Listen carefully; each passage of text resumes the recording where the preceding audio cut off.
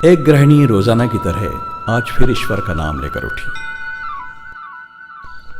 Kitchen में आई, चूल्हे पर चाय का पानी चढ़ाया,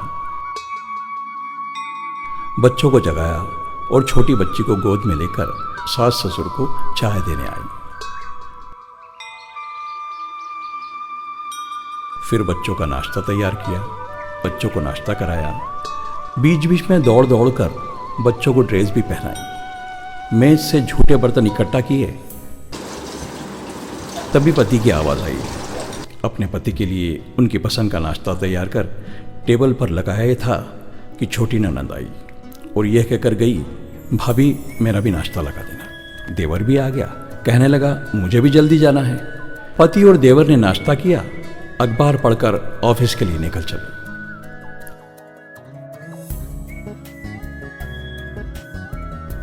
सास ससुर के लिए उनके परहेज का नाश्ता लेकर चली और सास ससुर को नाश्ता दिया और खुद बेडरूम में चादर फैली थी, उसको समेटने लग गई।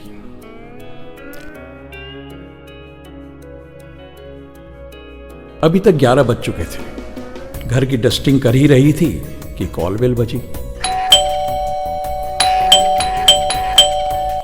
दरवाजा खोला तो सामने बड़ी ननंद और उनके बच्चे खड़े थे। उसने खुशी खुशी सभी को आदर के साथ घर में बुलाया और खुशी का इजहार करने लगी। अरे वाह यार, बेटी ताई आ गई। बच्चों के पसंद का नाश्ता तैयार किया, प्रेम से खिलाकर ननंद से बात करने बैठी। बड़ी ननंद को फिर विदा किया।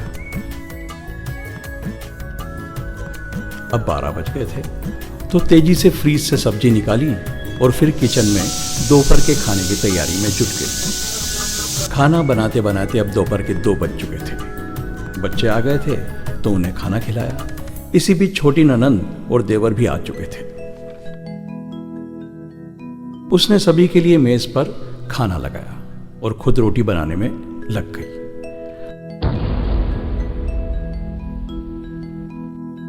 अब तक घड़ी में 3 बज चुके थे। उसको खुद को भी भूख का एहसास होने लगा था। रोटी का डब्बा देखा तो उसमें एक भी रोटी नहीं बची थी। किचन में जाकर रोटी की तैयारी की ही थी कि पति की आवाज आई, मैं आ गया हूं, बहुत भूख लगी है, जल्दी से खाना लगा दो। उसने जल्दी से उनकी थाली लगा दी और जल्दी जल्दी पति के लिए किचन से गर्म गर्म रोटी बनाकर लाकर देने लगी। अभी वो खाना खिला ही रही थी कि पति ने कहा, आ जाओ तुम भी खा लो।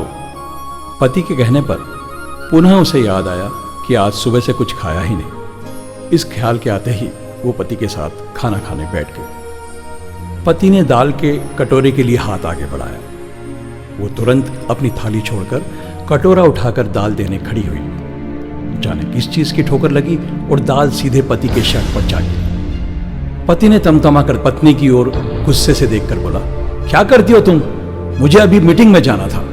2 कौड़ी की भी अकल नहीं है तुम में। दिन भर घर में पड़ी रहती हो।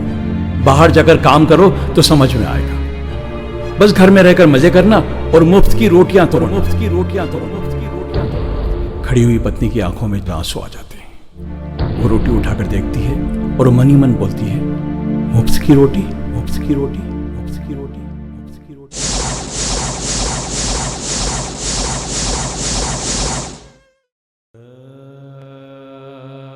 पति फिर बोला, अब ये ड्रामा बंद करो और मेरा दूसरा शर्ट निकाल कर दो। वो अलमारी से शर्ट निकाल रही थी। सामने कांच में खुद को देख रही थी। आंखों में नमी थी और पति का सवाल बार बार उसे याद आ रहा था। और मुफ्त की रोटियां तोड़ो, मुफ्त की रोटियां तोड़ो, मुफ्त की रोटियां तोड़ो। वो अपने आप से सवाल कर रही थी, क्या मैं सचमुच मुफ्त की रोटियां तोड़ती हूँ?